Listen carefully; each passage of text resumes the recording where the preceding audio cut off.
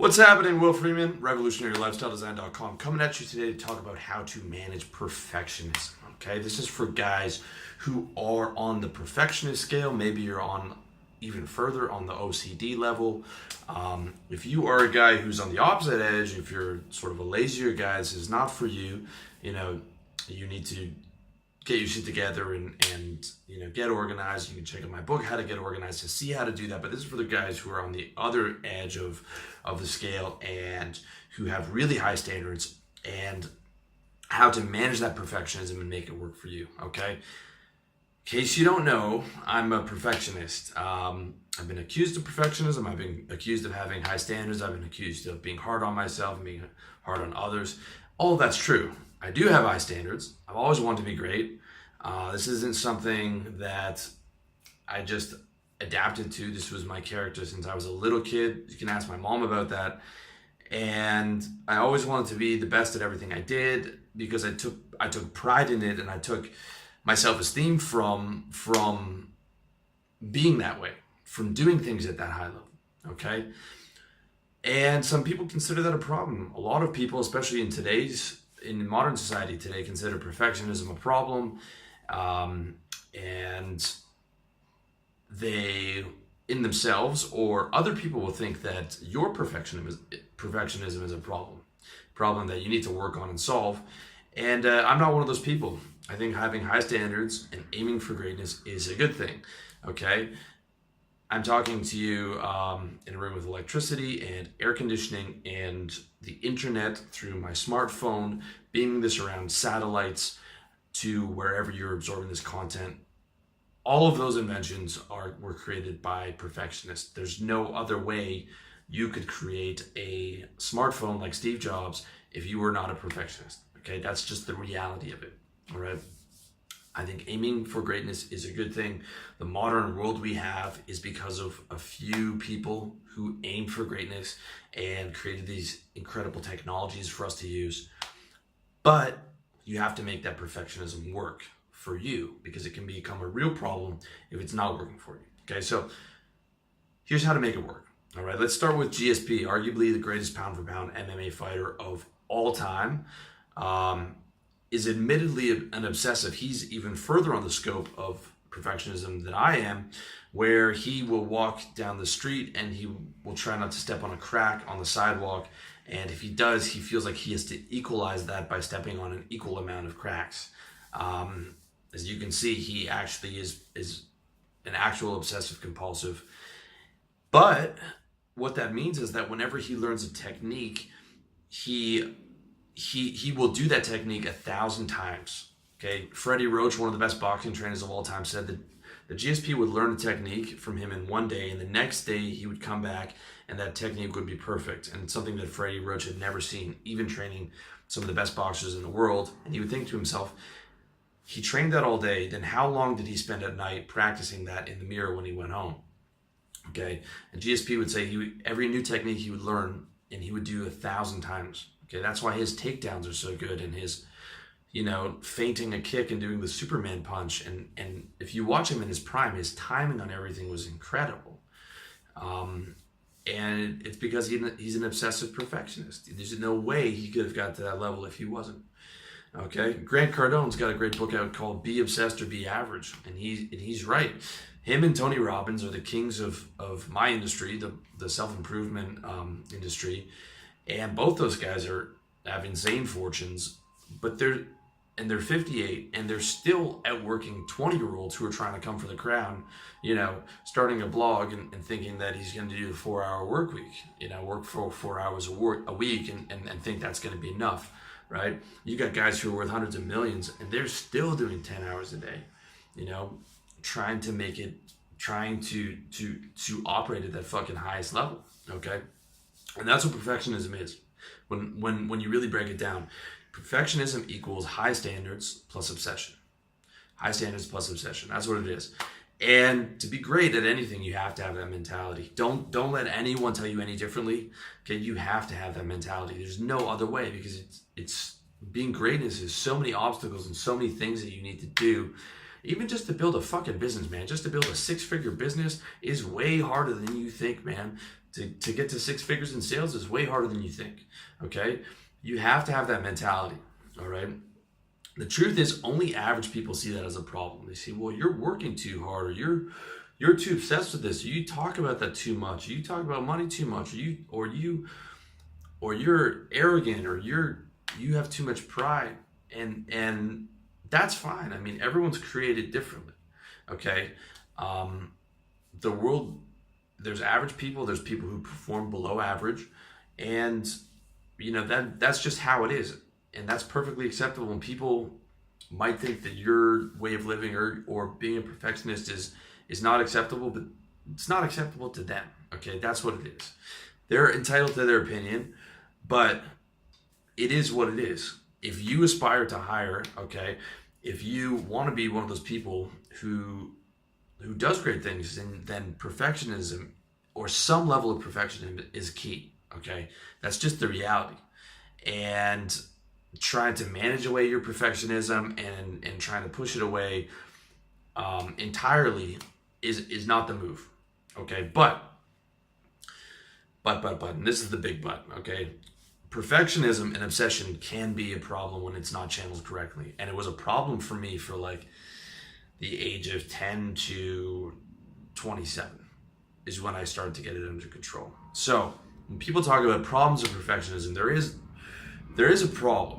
Okay, it's not being a perfectionist, but there are some side effects of that need to be mitigated, need to be handled. All right, and like in high school, okay, I could not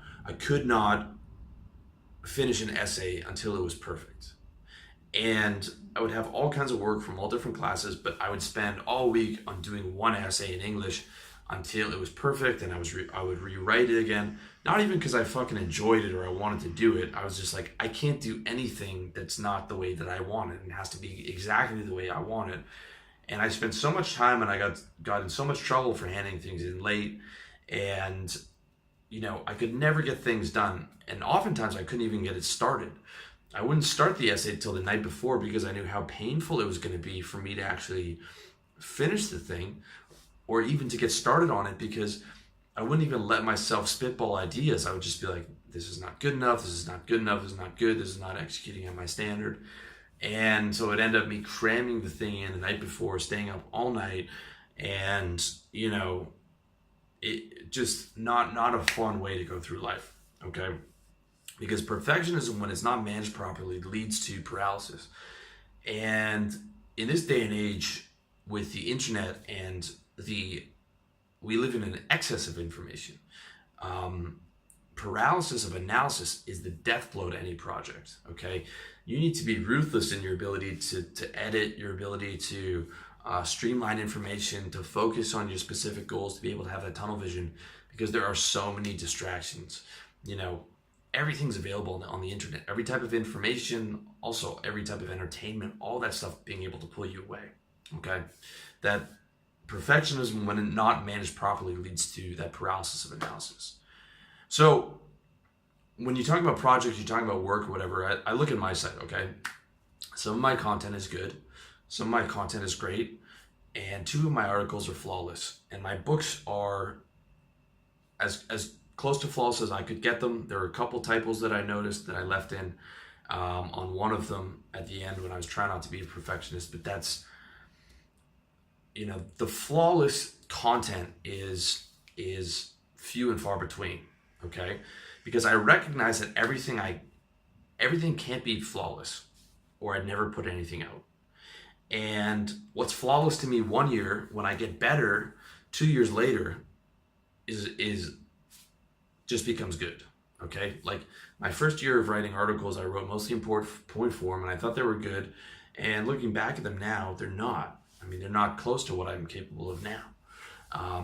But that's just the reality of it. So when an article is taking too long, or I can't find the perfect words and I can't find the exact logical sequence to reduce that concept down for you so that, it's easily digestible, I just fucking bang it out anyway, okay? Because I know I have the rest of my life to come back to that concept. And this is exactly what I did for this video and article. I had the draft for this video and article, and basically I just banged this out in 45. I just banged the draft that I'm reading on now out in 45 minutes to express that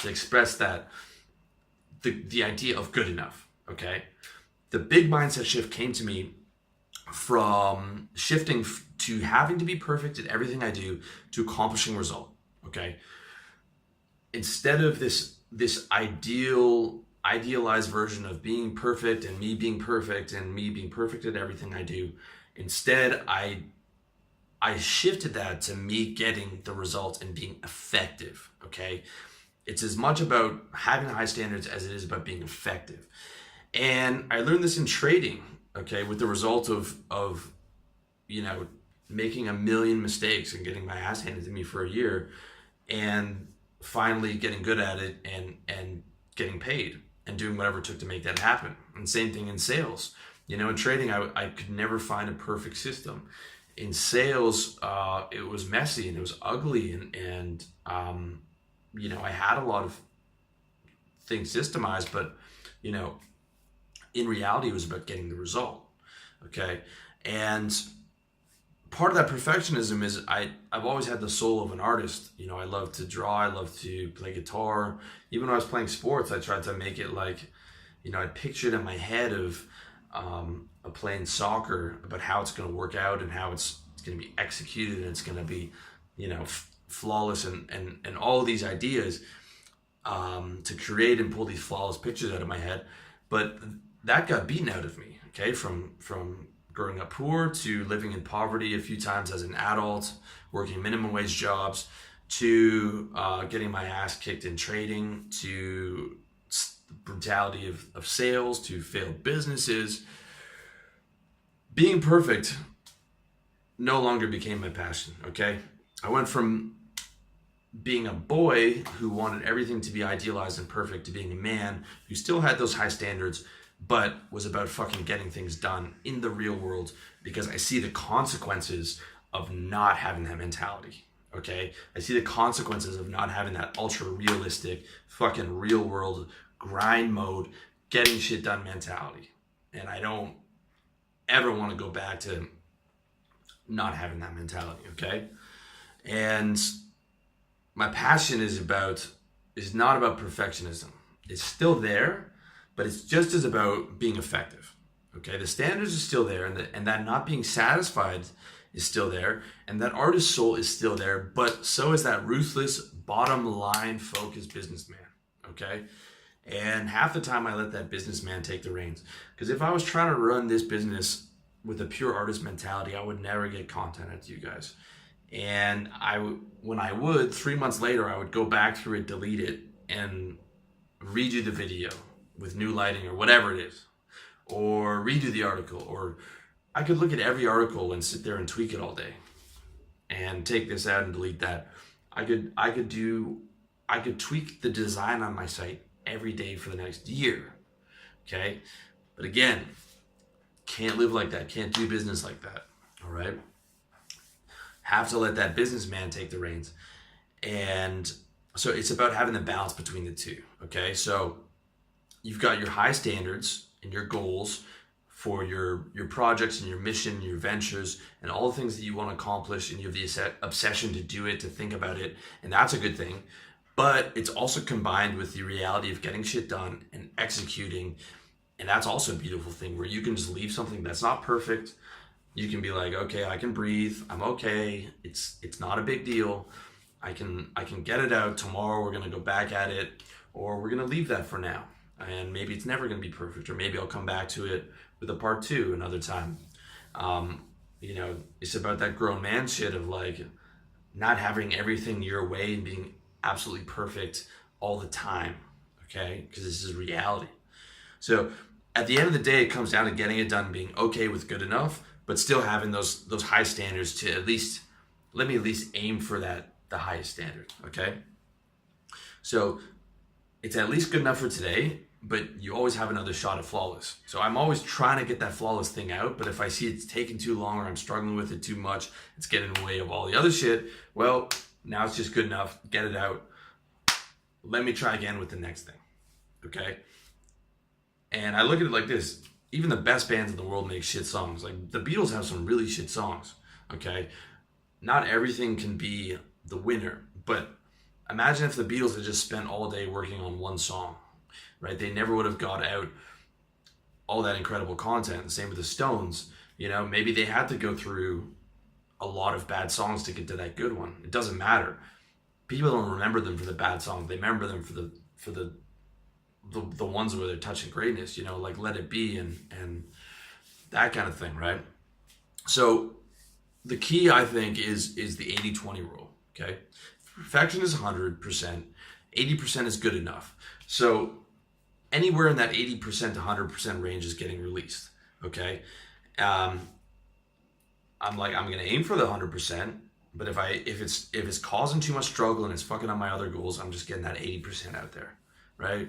Might have a few typos in it, might have the logical sequence could have been organized better. Maybe I rambled a bit in a few parts, which you guys complain about because apparently 15 minutes is too long for a video.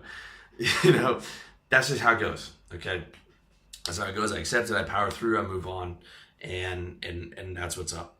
So the good thing is, though, that your 80%, because you have such high standards, is going to be good, is going to be better than your competitor's 100% if he doesn't have your standards, okay? Your 80% is going to be better than most guys' 100%, all right? Sometimes you're going to be able to execute with that flawless victory, that Mortal Kombat flawless victory, baby. And that's a blessing, but you also have to be good with good enough. You also have to be okay with good enough, just getting it out, getting something done today, getting your tasks fucking handled in your wonder list, and just fucking, taking care of business today, man. Okay, that also has to be part of your reality. Because at the end of the day, it's about balance. On the one hand, you aim for perfect, you aim for greatness, you're obsessed, you're possessed by your goals and your mission and all these fucking great things that you've got going on that you want to make happen. And you aim to pull that intangible out of the ether and manifest that into reality. But on the other hand, you also accept that reality is fucking ugly and it's messy and it's commercial and you need to make money to have a comfortable life, and that sometimes you just have to fucking get it out there and be good with good enough. All right? That's it, man. That's how to manage perfectionism. That's how I do it. Hopefully that's useful to you. If you have any other useful tips for me, let me know in the comment section. Also, check me out, revolutionarylifestyledesign.com/products to get life-changing products, better the quality of your life. iTunes, Facebook, SoundCloud. I'm everywhere, man. Check me out. As always, thank you for watching, listening, reading my articles, and I wish you all the best in your personal development journey.